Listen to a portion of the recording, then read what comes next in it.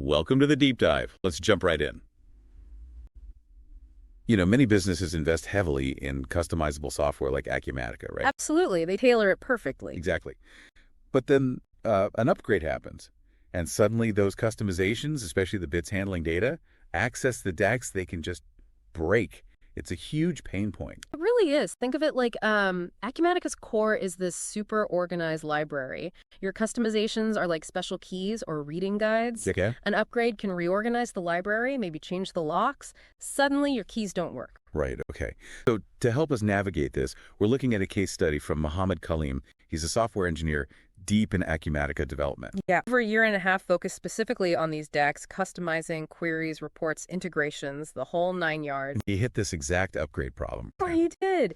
So our mission here really is to unpack what went wrong during that Acumatica upgrade with his custom DACs, and crucially, the concrete steps he took. Practical steps. Exactly. Actionable stuff listeners can maybe use if they face something similar. Okay, so let's get into it. What were the actual problems? What broke when that upgrade hit the custom DACs? Well, Kalim's team basically pinpointed 4 main issues. First off, the upgrade itself changed the underlying Acumatica framework. How so? Think new attributes, maybe new fields, even changes to how the database itself was structured, the schema. The old custom DACs just weren't built for these changes. Like the rules of the road changed, but the custom cars didn't get the memo. Precisely. That's a good way to put it. Second, they found key attributes missing in their custom DACs. Things like PX cache name and PX hidden. Technical terms, but important ones. Very.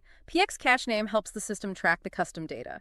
PX hidden controls if it's visible. Without them, you get system warnings, like this specific PX1094 error, or worse, build failures or runtime crashes. Okay, so missing labels causing chaos. What was the third issue? Incompatibility. The custom DACs just stopped playing nice with standard Acumatica features because they weren't aligned anymore. Meaning things like standard reports, generic inquiries, even integrations with other software started to fail or give bad data. And the last major problem. This was a big one for the customer. Data integrity fears. If the DACs weren't reading or writing data correctly after the upgrade, well, could you trust the reports? Could you trust the system? Yeah, that undermines everything. A huge risk. Okay, so that's the mess. How did Kalim and the team clean it up? What was the solution? They took a really methodical 4-step approach.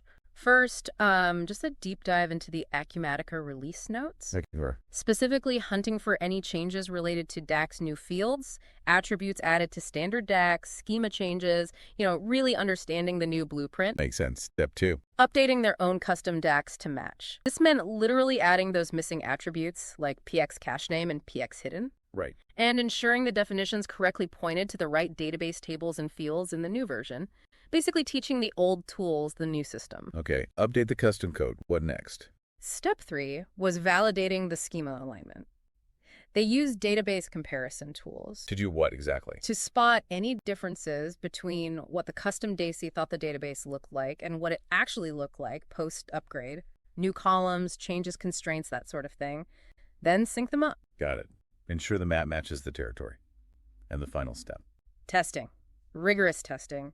Across everything reports, those generic inquiries, all the integrations. Just making sure it all actually worked. And that the data was consistent and accurate. Absolutely crucial final check. How did they even spot these issues initially? What were the red flags? A few things popped up. The upgrade logs themselves had warnings, like that PX1094 error flagging missing attributes. That was a big clue. Okay, so the system itself gave hints. Yeah, but also customer reports. Users started saying, hey, this report looks wrong, or this workflow isn't working like it used to.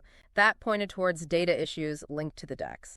Plus, analyzing the database schema directly showed fields missing in the custom DACs compared to standard ones. And integrations with external systems started breaking because of mismatched data expectations.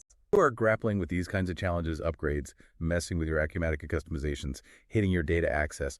We really encourage you to reach out to Tiana Solutions. They specialize in exactly these kinds of intricate Acumatica issues. Right. They can help diagnose the problems, implement the fixes, ensure your upgrades go smoother, and protect that crucial data integrity. Ultimately, proactively managing these customizations, especially around data access, is just key for a stable system.